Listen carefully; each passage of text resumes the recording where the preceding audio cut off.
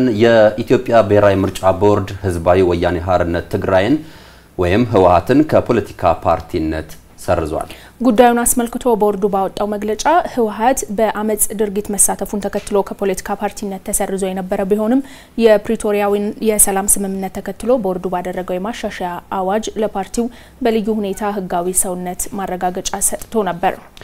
የኢትዮጵያ የምርጫ የፖለቲካ ፓርቲዎች ምዝገባና የምርጫ ስነ ምግባር አዋጅ መሰረት በልዩ ሁኔታ ፓርቲ ሆኖ ለመመዝገብ መቅረብ የሚገባቸውን ሰነዶች በማያያዝ ባቀረበው ጥያቄ እንዲሁም ህወሓትን አስመልክቶ የፍትህ ሚኒስቴር በህግ በተሰጠው ስልጣን መሰረት በጻፈው ደብዳቤ መነሻ ህወሓት ህጋዊ ሰውነት የሚያገኝበትን ህግ መሰረት በማድረግ ቦርዱ በማሻሻያ አዋጁ መሰረት ለፓርቲው በልዩ ሁኔታ መዝግቦ ነሐሴ 3 ቀን 2016 ዓ.ም ህጋዊ ሰውነት ማረጋገጫ ነው ሰጥቶት የነበረው። ፓርቲው የተሰጠውን ማረጋገጫ ተከትሎ ምዝገባ እንዲፈጽም ቦርዱ የሰጠውን ትዕዛዝ ባለማክበሩ ቦርዱ በተለያየ ጊዜ ማሳሰቢያ ቢሰጥም ፓርቲው በህግ የተጣለበትን ግዴታ ለመፈጸሙንም አስታውቋል።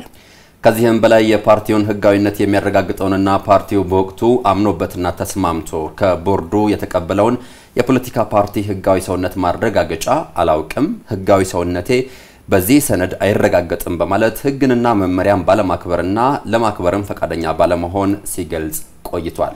ፓርቲው እንዲህ ይበል እንጂ በአመጽ ተግባር ተሰማርተው የነበሩ ፓርቲዎችን በልዩ ሁኔታ እንዲመዘገቡ የሚፈቅድ አዋጅ ከጸደቀ በኋላ የፖለቲካ ፓርቲ ሆኖ ለመመዝገብ እንዲቀርቡ በህጉ የተመለከቱትን ዝርዝር ሰነዶች ይኸውም የፓርቲውን ፕሮግራም፣ የፓርቲውን መተዳደሪያ ደንብና የፓርቲው አመራሮች ስም ዝርዝር ከፊርማ ጋር ለቦርድ አቅርቦ ነበር።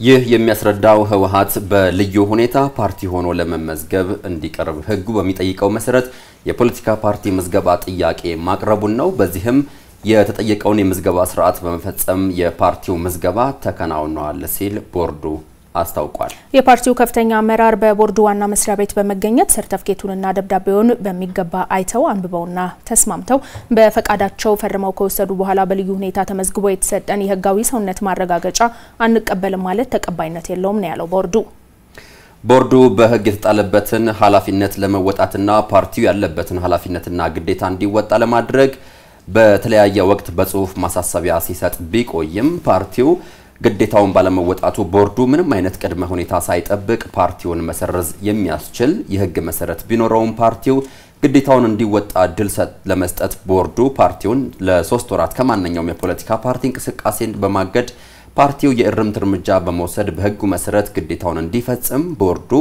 ጥረት አድርጓል። ፓርቲው ግን የተጣለበትን የህግ ግዴታ ለመወጣት ፈቃደኛ አልሆነም። በመሆኑም ቦርዱ ግንቦት 5 ቀን 2017 ዓ.ም ባደረገው ስብሰባ ፓርቲው ከግንቦት 5 ቀን 2017 ዓ.ም ጀምሮ ከፖለቲካ ፓርቲነት የተሰረዘ መሆኑን ወስኗል። ይህም ውሳኔ ለህወሓት ለፍትህ ሚኒስቴር በጽሁፍ እንዲደርስ ለህዝብ ይፋ እንዲደረግና የፓርቲውን መሰረዝ ውጤትን በተመለከተ እንደ አግባብነቱ በህወሓትና አመራሮቹ ላይ እንዲፈጸም ቦርዱ መወሰኑን ባወጣው መግለጫ አስታውቋል።